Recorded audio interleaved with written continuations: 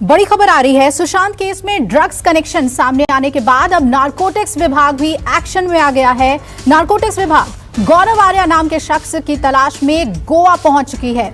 गौरव आर्या वही शख्स है जिसका नाम रिया चक्रवर्ती के साथ व्हाट्सएप चैट में सामने आया था। और सीधा रुख कर लेते हैं मुंबई का। दीपक मेरे सहयोगी जुड़ रहे हैं ज्यादा जानकारी के साथ, बाकी मेहमान भी हमारे साथ जुड़े हुए हैं। दीपक, सबसे पहले जानना चाहेंगे ये जो ड्रग कनेक्शन है उसे लेकर अब नारकोटिक्स कंट्रोल ब्यूरो जो है वो आगे बढ़ रहा है। गौरव को लेकर क्या कुछ क्लू और लीड हासिल हुआ है? जी, एनसीबी की जो टीम है वो इस वक्त गोवा पहुंच चुकी है और गौरव आर्या की तलाश की जा रही है। आपको बता दें कि बी टाउन जो सेलेब्स हैं उनके बारे में जो हमें जानकारी मिल रही है कि गौरव आर्या ही वो शख्स है जो ड्रग्स सप्लाई करता था। ऐसे में एनसीबी अब इसे ट्रैप करने की कोशिश कर रही है। गोवा पुलिस की भी मदद ली जा रही है जिससे कि इसे जब हिरासत में लिया जाएगा और पूछताछ की जाएगी तो कई और बड़े नाम भी सामने आ सकते हैं, क्योंकि गौरव आर्या वो शख्स है जिससे रिया चक्रवर्ती चैट कर रही हैं व्हाट्सएप पे और वहां पर वो एमडीएमए और एमए की बात कर रही हैं, यानी कि जो ड्रग्स है उसकी बात कर रही हैं। ऐसे में एनसीबी ने कल शाम को जब तमाम जो डॉक्यूमेंट्स है जो ईडी के द्वारा दिए गए थे, तमाम वो चैट्स, उनके आधार पर जानकारी इकट्ठा करने के बाद रिया चक्रवर्ती, शौविक चक्रवर्ती और अज्ञात शख्स के खिलाफ एफआईआर दर्ज की हुई है। तो ऐसे में अब एनडीपीएस एक्ट के तहत जब मामला दर्ज हो चुका है तो रिया, शौविक और अज्ञात शख्स की मुश्किलें बढ़ने वाली हैं। और जो टिप मिली है कि गौरव आर्या जो नाम का जो शख्स है जो चैट में रिया से बात कर रहा है वो इस वक्त गोवा में मौजूद है। तो गोवा पुलिस की मदद ली जा रही है इस पूरे मामले में। आपको बता दें कि गोवा में एक बड़ा कार्टेल चलता है और कई सारी जो ड्रग जो केसेस बस्ट हुए हैं वहां पर बड़े पैमाने पर होते हैं। ऐसे में क्या कुछ गोवा का कनेक्शन अब निकलकर सामने आता है वो देखना दिलचस्प होगा, लेकिन गौरव आर्या की तलाश में एनसीबी की जो टीम है वो जुट गई है। जी बिल्कुल, और संकेत भी हमारे साथ जुड़े हुए हैं ठीक रिया के घर के बाहर। संकेत, दो एंगल बहुत ही प्रीडोमिनेंटली सामने आ रहा है, ड्रग एंगल और डिस्क एंगल। जिस तरह से डिजिटल फुटेजेस डिलीट किए गए रिया के जरिए, वो भी बात सामने आ रही है। आप वहां मौजूद हैं, किस तरह का मूवमेंट आप देख रहे हैं रिया के घर के बाहर?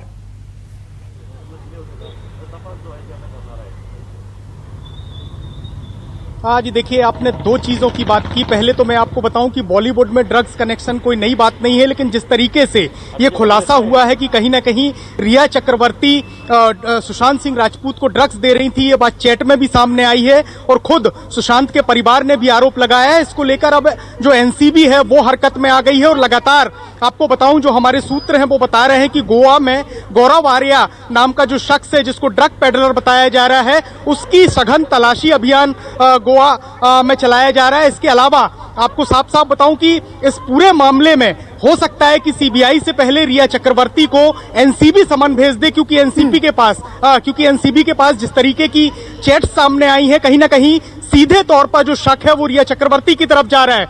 वहीं दूसरी तरफ जिस तरीके से ये खबरें आई थी कि सीबीआई की जांच में ये बात सिद्धार्थ पिठानी ने बताई है कि करीब 8 हार्ड डिस्क ऐसी थी जिनको रिया चक्रवर्ती ने डिस्ट्रॉय करवाया था, एक आईटी प्रोफेशनल को बुलाया गया था। तो ये तमाम अहम जानकारियां हैं। इसी पहलू को लेकर लगातार सीबीआई की जो टीम है वो सिद्धार्थ पिठानी, नीरज, केशव और रजत मेवाती जो कि उनके अकाउंट्स का काम देखा करते थे उनसे लगातार पूछताछ कर रही है और एक के बाद एक जो कड़ियां हैं उनको जोड़ने की कोशिश की जा रही है। और धीरे धीरे अब चाहे वो ईडी हो, सीबीआई हो या एनसीबी हो, सभी का शिकंजा रिया चक्रवर्ती के ऊपर कसता जा रहा है। जी बिल्कुल, और जैसा कि आपने बताया कि सीबीआई से पहले हो सकता है कि नारकोटिक्स रिया तक पहुंचे और जांच को आगे बढ़ाया जाए। संकेत, आप बने रहिए हमारे साथ। रणवीर शर्मा हमारे साथ रिटायर्ड आईपीएस हैं। सर, हम आपसे समझना चाहेंगे, कल कंगना रनौत एक ट्वीट करती हैं और कहती हैं कि अगर जांच हो जाती है और ब्लड टेस्ट करा लिया जाए तो बड़े बड़े ए लिस्टर्स जो हैं वो सलाखों के पीछे होंगे। ये जो पूरा ड्रग माफिया जो नेक्सस काम करता है वो बॉलीवुड में उसकी पेनिट्रेशन कितनी है? आप बिल्कुल ठीक कह रहे हैं कि बॉलीवुड के अंदर ये ड्रग्स माफिया बहुत एक्टिव है। आप पिछली सारी पुलिस का इतिहास निकाल लीजिए, वहां पे इनके खिलाफ सैकड़ों एफआईआर दर्ज हैं एनडीपीएस एक्ट के तहत। और इनका सबसे ज्यादा प्रभाव जो हमारे हीरो हीरोइन हैं, जी। क्योंकि उन लोगों के पास एक चमक होती है, पैसा होता है, तो ड्रग्स माफिया इन बच्चों को घेरने की कोशिश करता है, वो उसमें कामयाब हो जाते हैं।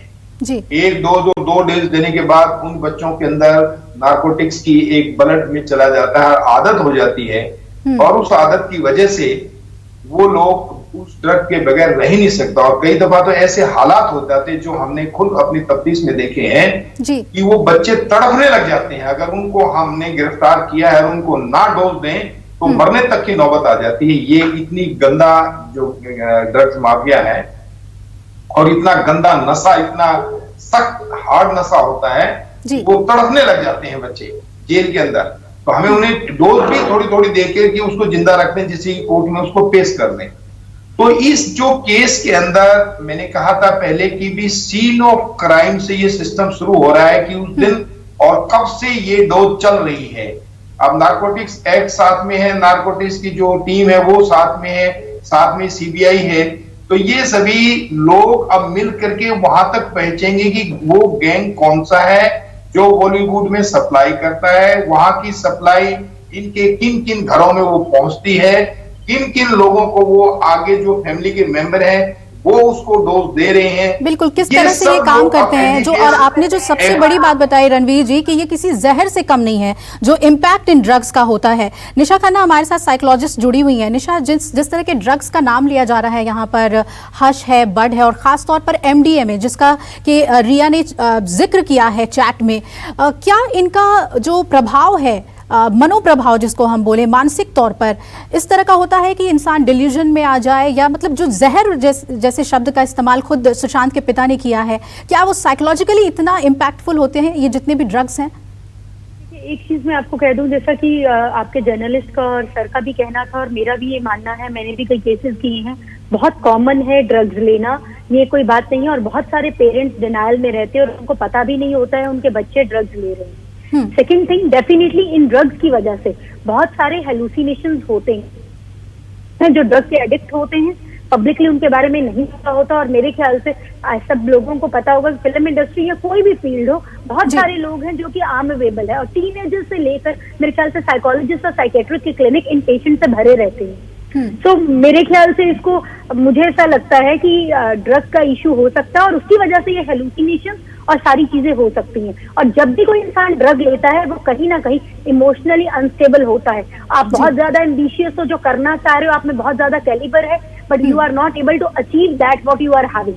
तो आप चाहे कितने भी इंटेलेक्चुअल हैं, आप जिस मुकाम पर हैं उस मुकाम पर खुश नहीं है, या जो आप करना चाह रहे हो आपको लगता है आपका अभी टैलेंट बाहर ही नहीं आया है, तो उस फ्रस्ट्रेशन के चलते बहुत सारे लोग, या फ्रेंड सर्कल के चलते बहुत सारे लोगों को ड्रग्स की आदत पड़ जाती है। कई बार बहुत सारे couples, husband wife, girlfriend boyfriend साथ में बैठ के और फ्रेंड साथ में लेके ड्रग्स करते हैं। और I think so we all know कि ड्रग्स की पार्टीज बड़ी कॉमन है, जैसे हम रेप पार्टीज भी कहा जाता है। तो हम इस चीज को डिनाई ना करें। स्पाइट ऑफ दैट मुझे लग रहा है हम टॉपिक से भटककर, अगर ऐसा कुछ मुद्दा है, सीबीआई जांच करेगी, सब कुछ सामने आएगा। But that is may be one common thing what is happening in this particular case. तो जो हो सकता है जो उसकी हेलुसिनेशन और डिल्यूजन्स हैं, तो डेफिनेटली उसकी इस वजह से ज्यादा डेवलप हो गई हूँ, कोई बड़ी बात नहीं है। क्योंकि इंसान अगर इमोशनली अनस्टेबल है तो ड्रग्स का सहारा ले ले, डिपेंडेंसी चाह रहा है, तो डिपेंडेंसी के चक्कर में वो सब्सटेंस अब्यूज लेता है। और इन ड्रग्स के काफी साइड इफेक्ट्स होते हैं, इवन ओवरडोज इंसान की जान ले सकती है, इसमें कोई दो राय नहीं है। वो चाहे ओवरडोज इंसान खुद भी ले ले या कोई और ले, वो बात अलग है।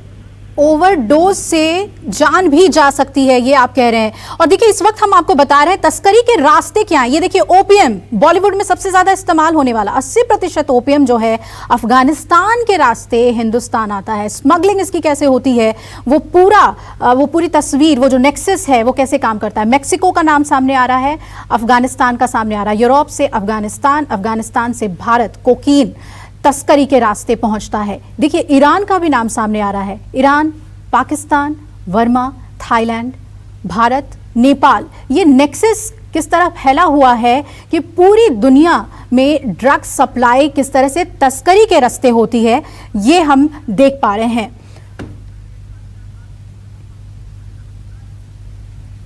और सुशांत केस में हम लगातार आप तक अपडेट पहुंचाते रहेंगे। फिलहाल जितने भी मेहमान हमारे साथ जुड़े थे, दीपक और संकेत, आपका भी शुक्रिया अपडेट हमें देने के लिए। नमस्कार, मैं हूं मानक गुप्ता। अगर आपको हमारा ये वीडियो पसंद आया हो तो इसे लाइक और शेयर जरूर करें, और हाँ, हमें सब्सक्राइब और फॉलो करना ना भूलें ताकि आप देश और दुनिया की कोई खबर मिस ना करें। तो जुड़े रहिए हमारे साथ और देखते रहिए News 24।